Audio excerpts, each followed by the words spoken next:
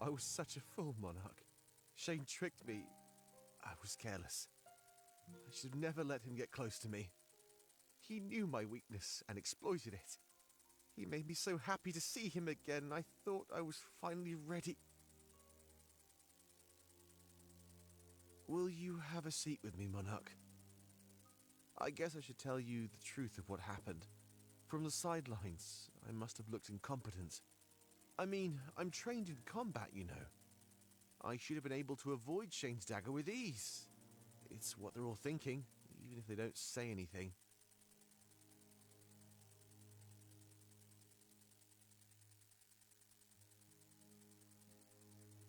Back during the occupation, my parents were killed. I saw them murder my father with no hesitation. Blood. Everywhere. After that, my mother took my hand and tried to find us some shelter. We didn't make it very far. We saw all the bodies in the town square, mountains of them. The ground was full of blood, almost like an ocean. If you look closely, you can still see some of the stains, even today.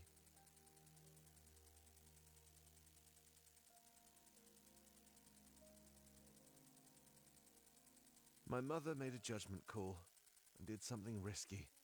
What's the one place they would never look for survivors? That's right, amongst the corpses, covered and crushed by them. I was crying, but she helped me get underneath a bunch of bodies. She played dead and lay on the outside, holding my hand as tight as she could. I remember how she kept telling me that everything would be okay. That soft whisper. She didn't make it very long. They found her and stabbed her over and over. I felt her wince every time. The grip of my hand got tighter and tighter. Then, after a while, it just let go. I got to feel her final moments. The voice telling me that everything would be okay soon went silent. I was left there, under a pile of bodies, covered in blood. The last embrace I remember, the last time I held a hand. It's not something I could ever do again, it just reminds me of that day. Now you understand how Shane made me freeze in fear and surprise. He was the only other person I told this to. He used that to trick me. And he would have killed me too, if it wasn't for you and Howl. I was finally ready to get close to somebody again. And then this happens. That's how I know Shane wasn't just acting. He played dirty, and he wanted me dead. There was so much running through my mind the moment he stabbed me. I thought perhaps he was trying to win over the triumvirate so he could get more intel. But then he stabbed me again, and again. I knew that the man I once knew was gone. They did something to him while he was imprisoned. They won him over. I don't know how they did it, but they turned him into a completely different person. We must never let another one of our allies fall under their thrall. Never.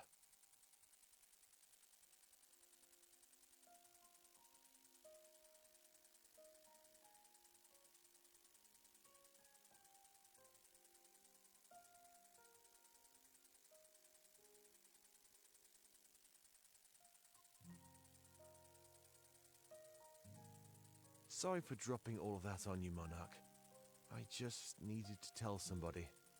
It was eating away at me. And I trust you. I know you'd never do anything like Shane did.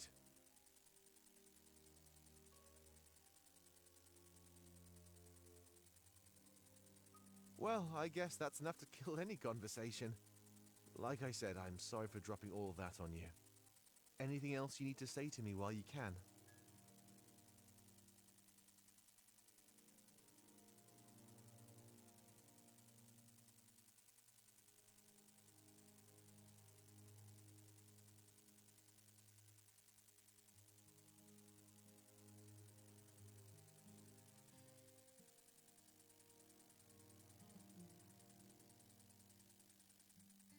I'm sorry, Monarch.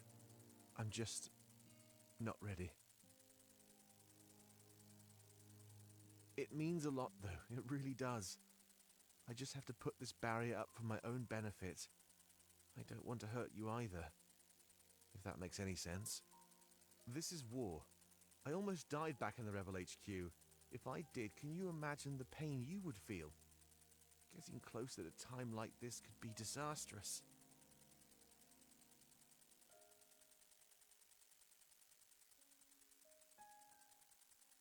Well, shall we call it then? I think this is as good a time as any. Let that new information process for a while. When it comes to my past, that's about it. From now on, we can look to the future. I hope it's just as bright as I picture it.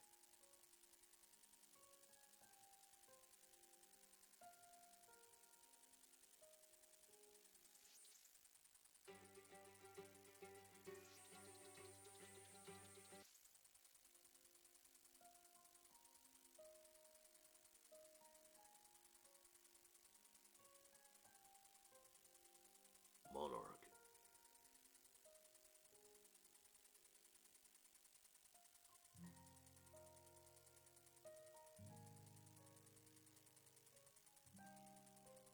We're still conflicted.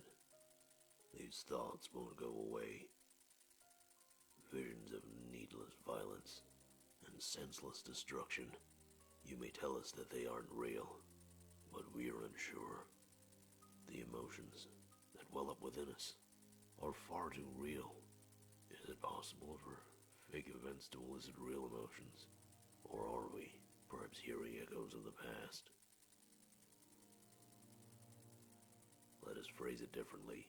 You know visions, yes? The monarchy used them to guide us to the best possible future. How can you know that best possible future without trial and error? There would still be many futures left unseen, and many pasts avoided. Knowing one true course of action requires disregarding millions of wrong ones.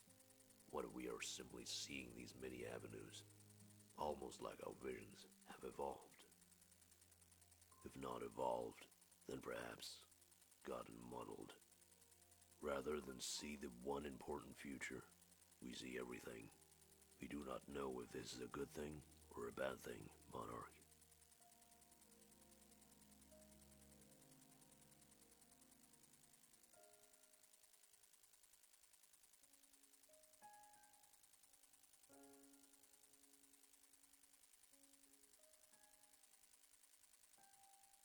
If this is true, then we exist unbound from time, a string in a labyrinth with no one holding the other side, no one to tug, no one to guide us in the right direction. No one, of course, except for you. Our visions may be useless at the moment, but are yours. We would recommend that you try inducing a vision, Monarch. Not right now, of course, but in your own time. However, when you do, we would request a favor. If you see the future, embrace it, but also look into the past. The future you see blossoms from choice and consequence. Look back at those choices made, and conjure up the choices unmade. The loss, the heartbreak, the death. Maybe then you will know what pains us.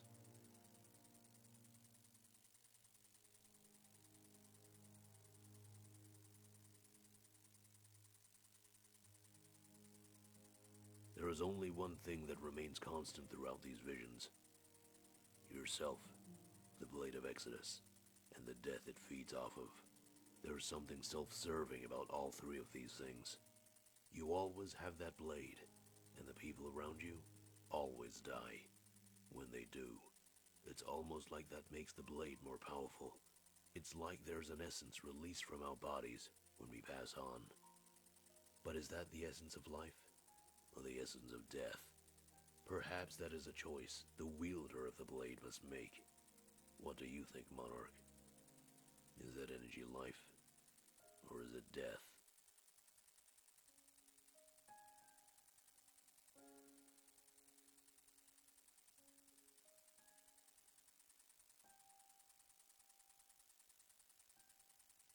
An interesting thought, to say the least.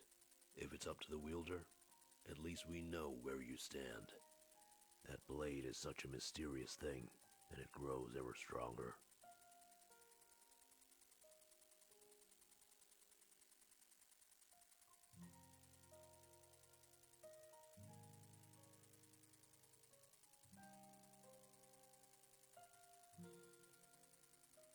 We wonder if you possess this ability as well, to see the past, even when you stand in the present. Is that a curse meant only for us, or a gift to be further honed? It eludes our understanding, and we wish to know for sure. When we come back to the mainland, please return to Valinor. Close your eyes, concentrate on the past, and talk to your comrades. Do they speak as they do now, or as they did back then? We think that this answer will be very enlightening for us, and if it is, then maybe you can understand our plight. How do we know where we are if our surroundings fluctuate? What if we already had this conversation, and this is but an echo? Perhaps we reside at the end of time, simply witnessing our demise. Sorry, we must appear insane. It's just hard, not being grounded in the present. The one downside of visions, being lost in time. Dreaming of that brighter future, and ignoring the present, looking back on the past, and focusing on our mistakes. We experience this tenfold, even mistakes we did not make. When we see your death, we feel pain, a pain worse than death, the loss of hope. That blade falls to the ground, coated in your blood. Comrades scream in agony as they befall the same fate. Then why do we stand there, only capable of watching? We wish to help you avoid this fate. That is our duty. We apologize for the lack of sense, Monarch. Your time is more valuable than that, limited as it is. Perhaps next time, we will make more sense of everything. But try not to forget our advice and our request. We know there is a purpose for all of this. There must be. Together, we will find it, rather than stand here and complain.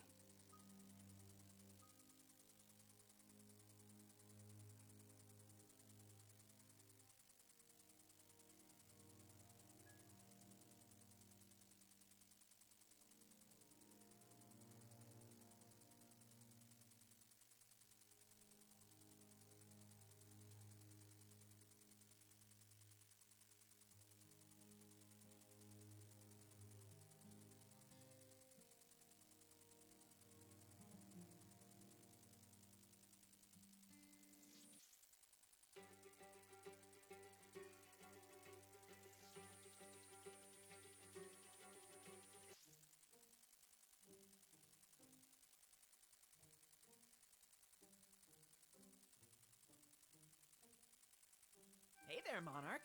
There's something that's been driving me insane. You know how we were all freaking out about Valinor? Without the heat from the spirits, it'd freeze over and die. I mean, we believed it, but right now, it doesn't make any sense. The spirit realm is a prison, right? Nothing mystical or beneficial. It matches up with what people outside of Valinor were saying. We were just superstitious and lived in a unique location. The monarchy gave us visions, and nothing more. We'll have to ask Howl the moment we get the chance. If it's like I think it is, then Valinor will be fine. No risk at all. As hard as these truths are to believe, they do have their benefits.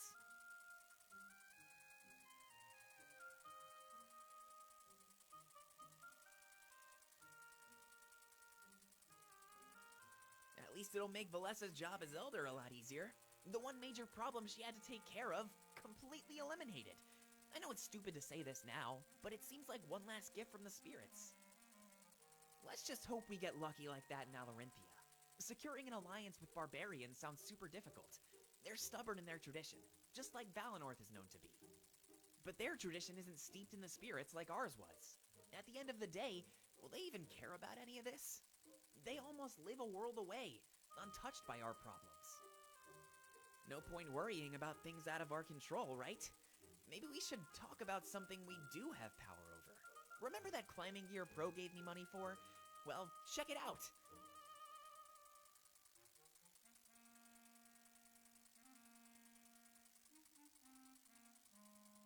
They're adjustable, so you can wear them no matter what. You don't need to look for a foothold anymore. You can make them yourself. As long as you're strong enough, there's nothing you can't climb, Monarch. I know what I'm doing as soon as we get back. I'm heading to Valinor and climbing the Grand Tree. I want you to join me. It'll be a good place for you to learn. I know what you're thinking, though. Why would I learn to climb on something so difficult? Well, you have gear now. I never did. It's a huge advantage. The only thing holding you back will be your energy. But with everything we've been through, this should be simple. I think it'll only take a few hours to climb, if I'm totally honest. I'll bring us a backpack with a bunch of water. Or maybe we should split that over 2 backpacks. Don't want to make one of us carry too much weight.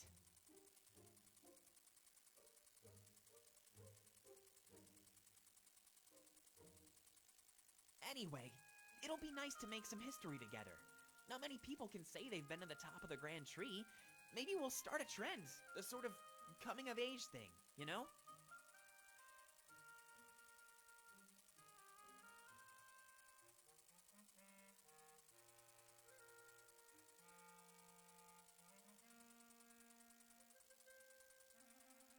I know there's so much danger in our future, but there's happiness too, you know? Lots to look forward to in the end. Besides, I doubt I'll be key to our Alarinthian alliance, so in the meantime, there's not really anything else I can do. I've been practicing my climbing on the netting of the ship. People are worried that I'll fall off, but I tell them not to worry. It's very rare that I fall off, and I usually shake it off pretty quickly. I saw some of them get together and make some betting pools. It's a pretty boring voyage, so they make their own entertainment. I suddenly start to know why pirates enjoy fighting and gambling so much. When you're out at sea, there's just nothing much to do. It's pretty crazy. I'd go insane if I were a pirate. I just know it. After this war, I think I want to settle down on the mainland. Sailing isn't for me. I can say that with absolute certainty.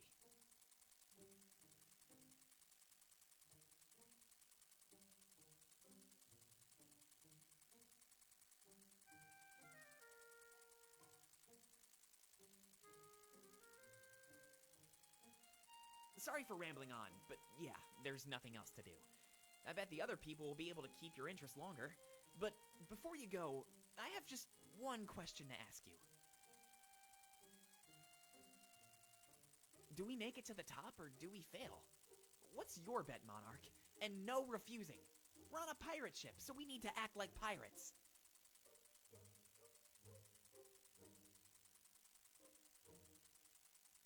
Optimism? I love it! The other pirates didn't share that trait. They seem to actually look forward to failure. Though I guess that would be fun to watch. Can you imagine if I fell on the netting into the sea? They'd probably stand by and laugh rather than help. I guess we can figure that out when the time comes. Which, as I'm starting to realize, is pretty darn soon. Think of some ideas in your off time, alright? We'll announce the terms before we climb.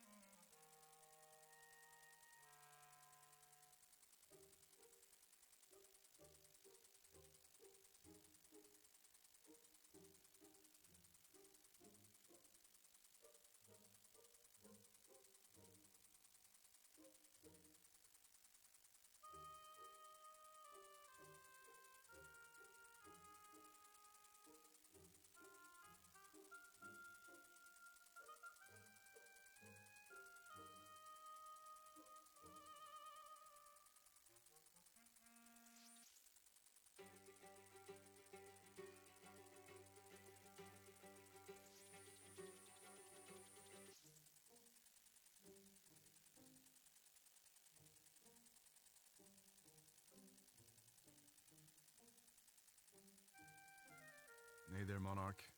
As you can see, I'm getting ready for combat. I give it 2 days before we are dragged into conflict. They don't use words to resolve things in Alarinthia. It's always a duel or a tournament. That's all they do. When we are there, we might as well speak their language.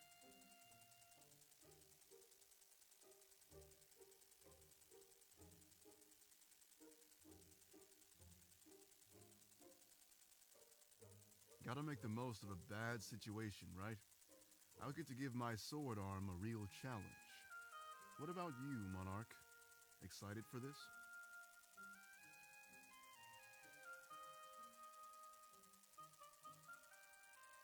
Glad to hear. I like that in a partner. Making change together. Now that's amazing. Not everybody would be so brave, you know. It's almost overwhelming to think about, actually. I have the support of the Monarch of Valessa. There's almost nothing we can't accomplish now. But I'm guessing you didn't come down here for a lecture. Have a seat. There's something I'd like to talk to you about.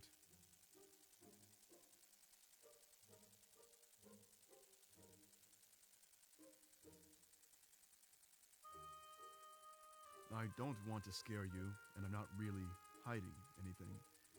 But we're about to go to my homeland. You might hear things. Can you promise me something, Monarch? No matter what happens? Remember me for the things I've done for you and the rebellion. No matter what you hear about me or my past, please, don't judge me. I wouldn't judge you based on your past, so I expect the same from you.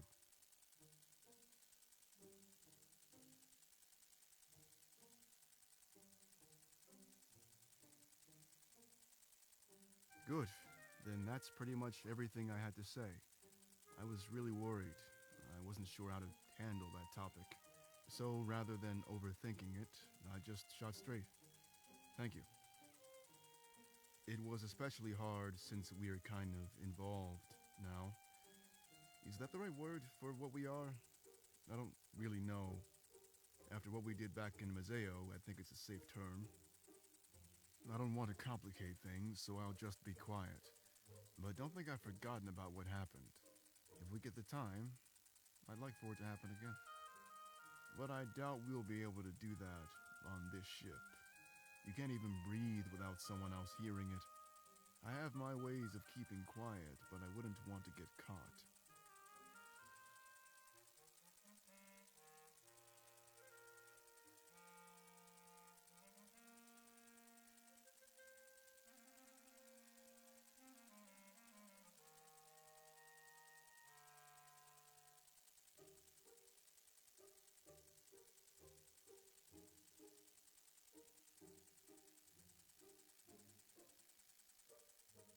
Sorry I didn't have much to say. I guess I'm a little shy.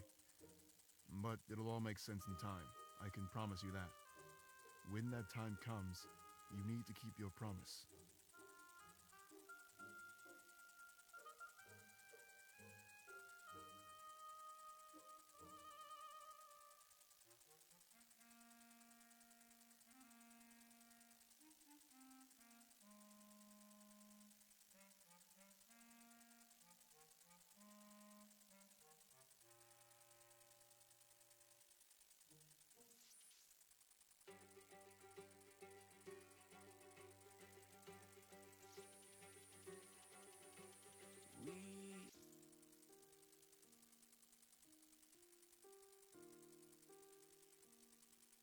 You know, for once I thought things were going well. We had an army, and it seemed like our objective was clear, but they outsmarted us.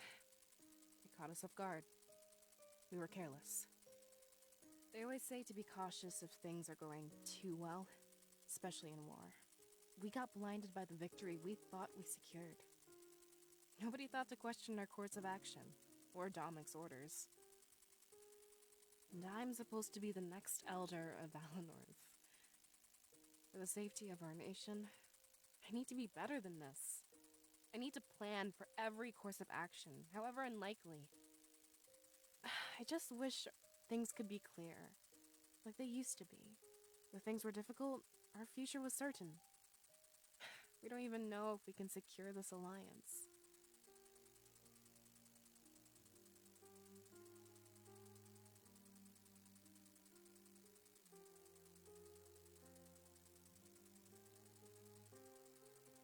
I want to believe you, but I'm just not sure. We thought things would work out back at the Rebel HQ. Look how that turned out, Monarch. We were reckless. I don't want to sound mean, but I don't share those thoughts. It's important to take a step back and look at the big picture. That way, you don't get blinded and act based on your ego.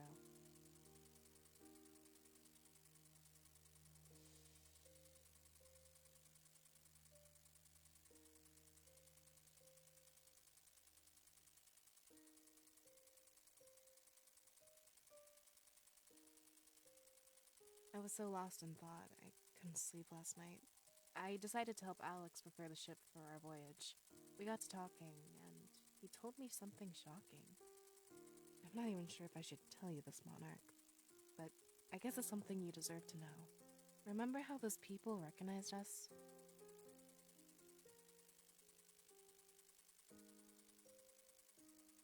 They recognized us too. Immediately. I assumed it's because they knew our parents. But then they told me how they knew them. Our parents were pirates, Monarch. Feared, hated, legendary pirates. Sure explains their trips to Mazeo. At first I didn't believe it. I was lost in denial, but he kept telling me more and more, and I had to accept it. I always pictured our parents as these perfect, untarnished people. But they were killers. They broke the law. They pillaged. They were part of the reason the Triumvirate launched the occupation. I know what you're going to say. They wanted the idol. Piracy was a cover. And while you may be right, the excuse was still valid.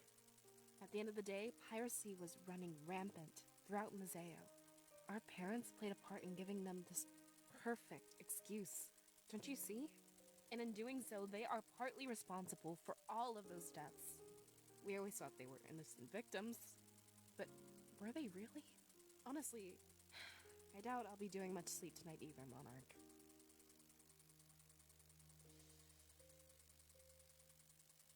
Let's sum it up, shall we? There's no more spirit realm. Our belief system was shattered. Almost the entire rebellion was killed in action. We were tricked. And to top it all off, I'm the daughter of some ruthless pirate killers. How am I supposed to process all of this? How will you? Your parents, my parents, Fortune's parents, all 6 of them. They're not the people we thought they were. What do we do?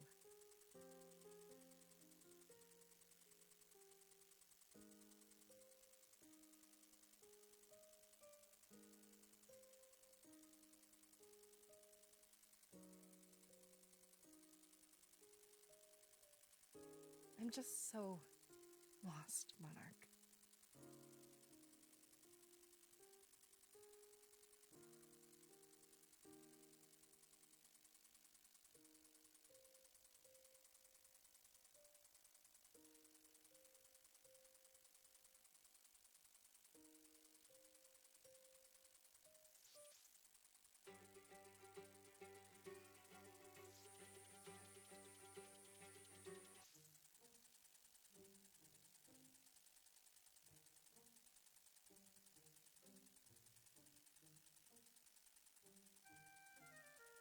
Hey there, Monarch.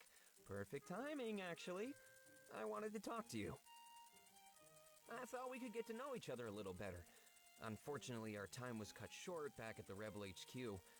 But this is a long voyage, with no need to cut any corners. So, wanna have a seat? We can get things started. The candles are supposed to be relaxing. Something about aromatherapy. I never really looked into it, but I'm scared of water, so I needed help.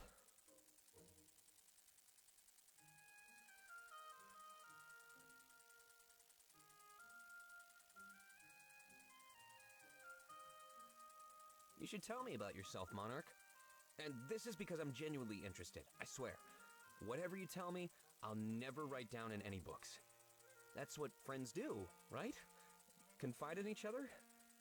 I know I always talk about writing books and conducting interviews, but the truth is, this time, I want to keep things between the two of us.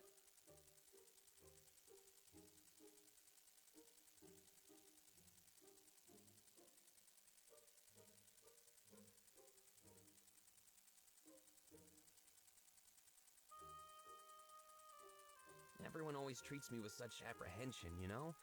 Like, anything they tell me, I'll turn around and use it against them. That is a part of my business, but it's not like I want to do things that way. I hope people don't treat me that way after the war is over. I'm quitting this swindler's life as soon as I get the chance. I'll still write, but I won't use information as a weapon. Ever. Instead, I'll use it to help those in need. You know, I've done it before, and it feels good. Information can either be a sharp knife or a warm embrace. Weird metaphor, I know. But like I said, I'm no fiction writer. I prefer to focus on stuff that's real, like people and their actions. They ripple outwards, affecting people in ways they'd never know. Of course, that's something that applies to normal people. There's nothing normal about you, Monarch. No offense, of course. You're going to be in charge of the entire world after this war is over.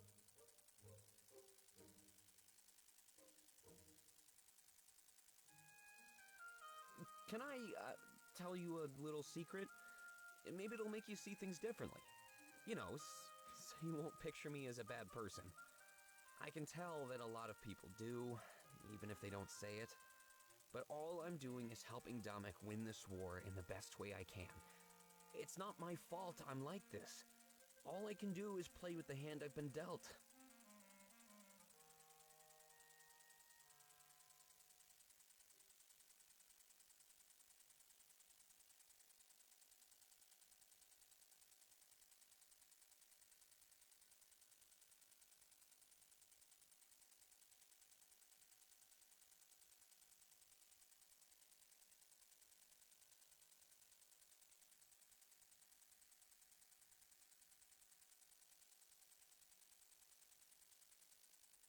There was this little boy who got abandoned by his parents.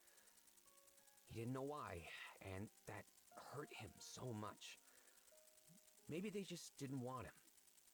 But why? What did he ever do to them?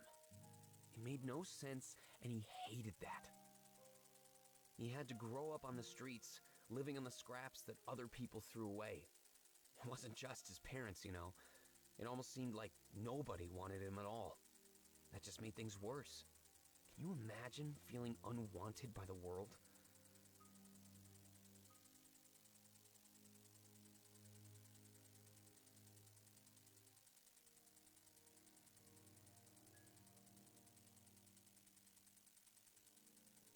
He started to pick up on people's secrets.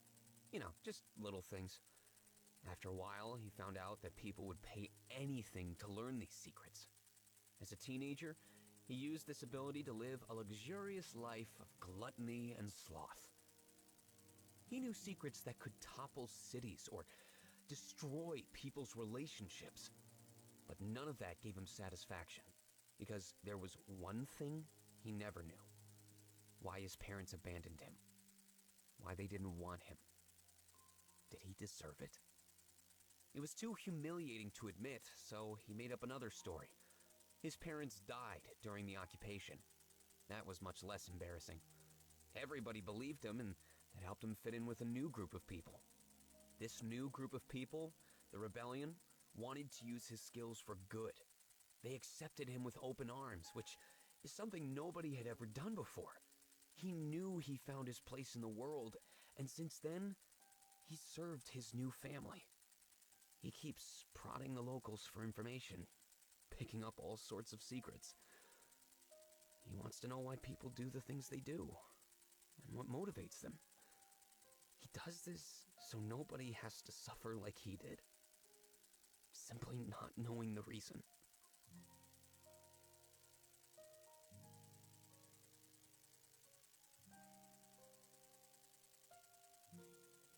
So everybody thinks this guy is bad. A blackmailer, a swindler. He might be right, but it's just how he grew up. He had no control. He had nobody to show him how to act. Nobody to care or love him. Until the rebellion took him in, of course. I'm sure you already guessed it, but that boy is me.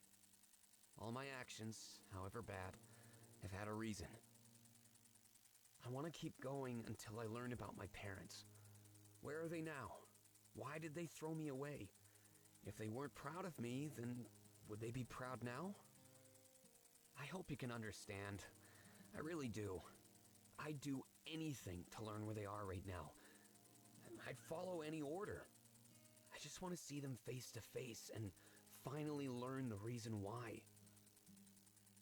That's why I threw myself into this world of secrets and trickery. I thought that if I kept going, maybe one day I'd learn the truth. I guess we'll find out before this war is over. Right, Monarch?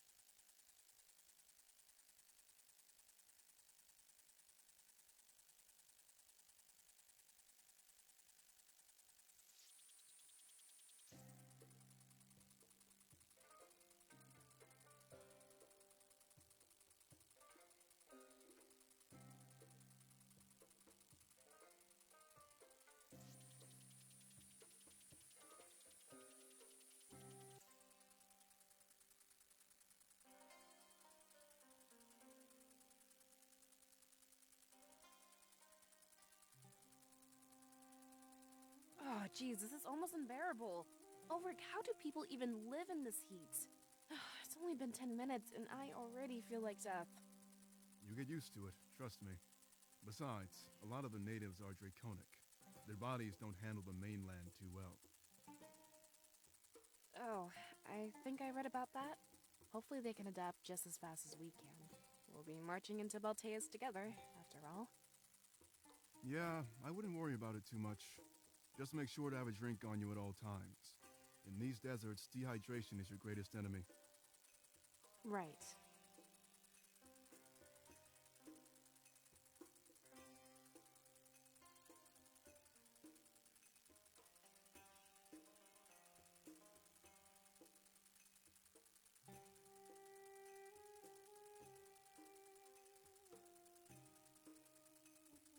Hello, Monarch. Hey, I was just about to ask Howl about Alarinthia. Surely it looks much different than it did back then. Legends dictate that it was once lush and full of green. legends that lie. Wait, really? But that can't be true. The destruction of the idol turned it into this desert.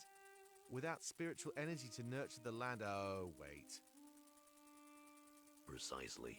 Alarinthia has always looked this way. This legend you speak of is simply a poorly conjured tale. We often create stories to understand what we cannot grasp. Correct. In our prison, we had no power. There is no logic behind these assumptions of yours. At least, no logic now that you know the truth of our kind. Well, isn't that wonderful news? At least it narrows our focus a little bit more.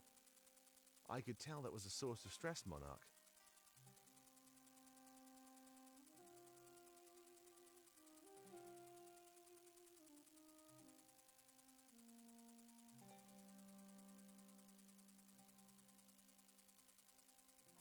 We are happy that we could ease some pain, Monarch. The fear of losing your homeland? We can't even imagine. At least it remained only that, a fear. We were not so lucky.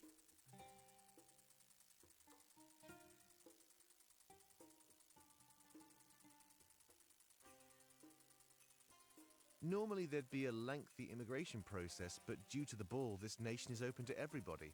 It's a long trek, but we can head straight into the city. Look for Vivian, I presume. If we can't find her in time, then we'll head to the ball. But meeting her before then would be a huge advantage. We agree with this course of action, Monarch. However, our knowledge of Alarinthia is not very deep. We'd suggest working closely with Ulric in this endeavor.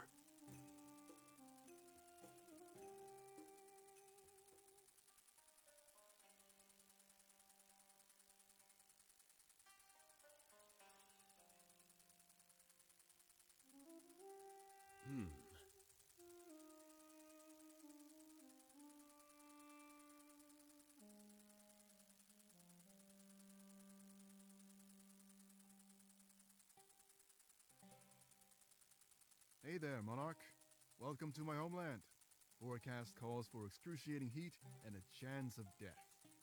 Just a chance, though. Let's hope it stays that way, right? Let me guess. You have a lot of questions. I'll try my best to answer, but make it quick. We're on a strict timer here. We can't fail.